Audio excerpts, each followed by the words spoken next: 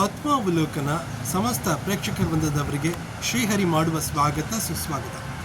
ಆತ್ಮೀಯರೇ, ಸಂವಹನ ಕಲೆಯ ಬಗ್ಗೆ ಕುರಿತಾದಂಥದ್ದು ಪುಟ್ಟದಾದಂಥ ಒಂದು ಸಂಕ್ಷಿಪ್ತವಾಗಿ ಚರ್ಚೆ ಮಾಡುತ್ತಾ ನಿಮ್ಮ ಮುಂದೆ ಕೂತಿದ್ದೇನೆ.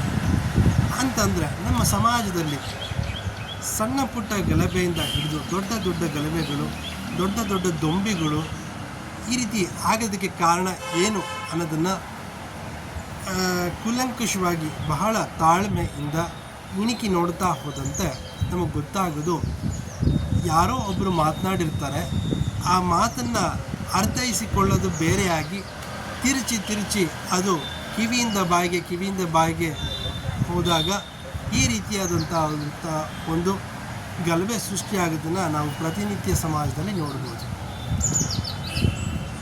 ಅಂದರೆ ಇದನ್ನು ನಾವು ಕಮ್ಯುನಿಕೇಷನ್ ಬ್ಯಾರಿಯರ್ ಅಂತ ಹೇಳ್ತೇವೆ, ಸಂವಹನ ದೋಷ ಅಂತ ಹೇಳ್ತೇವೆ. ಯಾವುದಾದ್ರೂ ಒಬ್ಬ ವ್ಯಕ್ತಿ ಏನನ್ನಾದರೂ ಒಂದು ವಿಚಾರವನ್ನು ಒಂದು ಚಿಕ್ಕದಾಗಿ ಯಾರ ಹತ್ರನಾರ ಹೇಳಿಕೊಂಡಾಗ ಈತನ ಮೇಲೆ ದ್ವೇಷ ಇರುತ್ತೆ, ಈತ ಮಾತಾಡಲಿ ಅಂತ ಕಾಯ್ಕೊಂಡಿರ್ತಾನೆ. ಆ ಮಾತನ್ನು ತನ್ನ ಸೂಪರ್ವೈಸರು ಅಥವಾ ಮ್ಯಾನೇಜರ್ ಯಾರಿರ್ತಾರೆ ಮೇಲ್ವರ್ಗದವ್ರಿಗೆ, ನೋಡಿ ಅವನು ಹಂಗೆ ಮಾತಾಡಿಬಿಟ್ಟ, ನೋಡಿ ಹಿಂಗೆ ಮಾತಾಡ್ಬಿಟ್ಟ ಅಂತ ಅವ್ರು ಏನು ಮಾತಾಡದೇ ಇದ್ದರೂ ಕೂಡ ಇವರೇ ಒಂದು ರೀತಿ ಆರೋಪ ಹೊರಿಸಿ ಆತನನ್ನು ಸಂಸ್ಥೆಯಿಂದ ಓಡಿಸೋವರೆಗೂ ಬಿಡದೇ ಇರೋವಂಥದ್ದು ಪ್ರತಿನಿತ್ಯ ನಾವು ಒಂದು ಶಾಲಾ ಕಾಲೇಜಲ್ಲಾಗಿರ್ಬೋದು, ಒಂದು ಕೆಲಸ ಮಾಡುವಂಥ ಸಂಸ್ಥೆಯ ವಾತಾವರಣದಲ್ಲಿ ನಾವು ಕಾಣ್ತಾನೆ ಇರ್ತೀವಿ. ಇದನ್ನು ಸುಲಭವಾಗಿ ಹೇಳ್ಬೋದು ಅಂದರೆ ಕಮ್ಯುನಿಕೇಷನ್ ಬ್ಯಾರಿಯರ್ ಅಂತ ಹೇಳ್ತೀವಿ. ಇವೆಲ್ಲ ಯಾಕೆ ಸಂಭವಿಸುತ್ತೆ ಅಂತಂದರೆ, ಮೂಲದಲ್ಲಿ ವ್ಯಕ್ತಿ ಮಾತನಾಡಿದ್ದನ್ನು ತಿರ್ಚೋಕ್ಕೆ ಅಂತಲೇ ಒಂದಷ್ಟು ಜನ ಅದಕ್ಕೆ ಹೇಳ್ಕೊಟ್ಟಿರ್ತಾರೆ.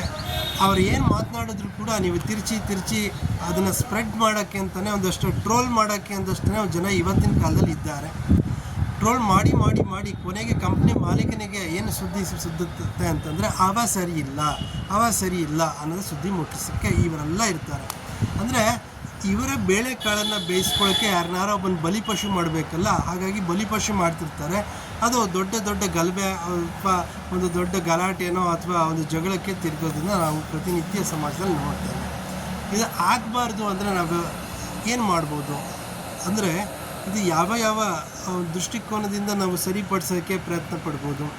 ಮೂಲದಲ್ಲಿ ಇವತ್ತು ಮಾಧ್ಯಮ ಏನು ಮಾಡ್ತಾ ಇದೆ ಅಂತಂದರೆ, ಒಬ್ಬ ಕಾಂಗ್ರೆಸ್ ಪರವಾಗಿ ಮಾತಾಡ್ತಾನೆ, ಒಬ್ಬ BJP ಪರವಾಗಿ ಮಾತಾಡ್ತಾನೆ ಅಂತಂದರೆ ಮೊದಲೇ ಗೊತ್ತಿರುತ್ತೆ ಆ ಪತ್ರಕರ್ತರಿಗೆ ನಾನು ಯಾವ ಪಕ್ಷದ ಬಗ್ಗೆ ಕೆಲಸ ಮಾಡಬೇಕು ಅಂತ. ಯಾವುದಾದ್ರೂ ಒಬ್ಬ ಹೆಸರಾಂತ ಒಬ್ಬ ವ್ಯಕ್ತಿ ಮಾತನಾಡ್ತಿದ್ದ ಅಂತಂದರೆ ಅದನ್ನೆಲ್ಲ ತಿರ್ಚಿ ಪತ್ರಿಕೆಯಲ್ಲಿ ವರದಿ ಮಾಡ್ತಾರೆ. ಹೀಗಾಗಿ ಮೂಲದಲ್ಲಿ ಆತ ಹೇಳಿದ್ದೊಂದು, ಇವರು ಪತ್ರಿಕೆಯಲ್ಲಿ ದಾಖಲಿಸೋದೊಂದು, ಕೊನೆಗೆ ಅದು ಜನರಿಗೆ ತಲುಪಿ ಇನ್ನೇನೋ ಆಗುತ್ತೆ ಅಲ್ವಾ. ಇವನ್ನೆಲ್ಲ ನಾವು ಪ್ರತಿನಿತ್ಯ ನೋಡ್ತಾ ಇರ್ತೀವಿ. ಕೇಳಿಸ್ಕೊಳ್ಳೋದು ಒಂದು, ಅರ್ಥೈಸಿಕೊಳ್ಳೋದು ಇನ್ನೊಂದು, ಅದರ ಮಾಡೋ ಪ್ರಕ್ರಿಯೆ ಇನ್ನೊಂದು. ಒಂದಕ್ಕೊಂದಕ್ಕೆ ಒಂದು ಲಿಂಕ್ ಇರೋದಿಲ್ಲ. ಈ ರೀತಿಯೇ ಹೇಳ್ಕೊಟ್ಟಿರ್ತಾರೆ, ಈ ರೀತಿಯೇ ಮಾಡುವಂಥ ಮೇಲಿನಿಂದ ಆದೇಶ ಬಂದಿರುತ್ತೆ. ಹಾಗಾಗಿ ಈ ರೀತಿಯ ಆದಂಥ ಅಲ್ಲಲ್ಲಿ ನಾವು ನೋಡ್ತೇವೆ. ಇದನ್ನು ಒಂದು ಪುಟ್ಟ ಪ್ರಯೋಗ ಮಾಡ್ಬೋದಾ ಇದರ ಮೇಲೆ, ಅಥವಾ ಒಂದು ಪುಟ್ಟ ಚರ್ಚೆ ಮಾಡ್ಬೋದಾ? ಆತ್ಮೀಯರೇ, ಶ್ರೋತೃವೃಂದದವರೇ, ಇದರ ಬಗ್ಗೆ ನಿಮ್ಮ ಅಭಿಪ್ರಾಯ ಏನು? ನಿಮಗೆ ಇದನ್ನು ತಡೆಗಟ್ಟೋದಕ್ಕೆ ಅಥವಾ ಇದರ ಬಗ್ಗೆ ಆದಂಥ ನಾವು ಡಿಬೇಟ್ ಮಾಡಿದ್ರೆ ಹೇಗೆ ಅನ್ನೋ ಒಂದು ಉದ್ದೇಶದಿಂದ ನಾನು ಒಂದು ಕಾರ್ಯಕ್ರಮವನ್ನು ಆಯೋಜಿಸ್ತಾ ಇದ್ದೀನಿ. ತಮ್ಮ ಈ ಒಂದು ಇದಕ್ಕೆ ಕಾಮೆಂಟ್ ಮಾಡಿ ನಿಮ್ಮ ಅಭಿಪ್ರಾಯ ಏನು ಅಂತ ತಿಳಿಸಿ ಅಂತ ನಾನು ಬೇಡ್ಕೊಳ್ತಾ ಇದ್ದೇನೆ. ನಮಸ್ಕಾರ.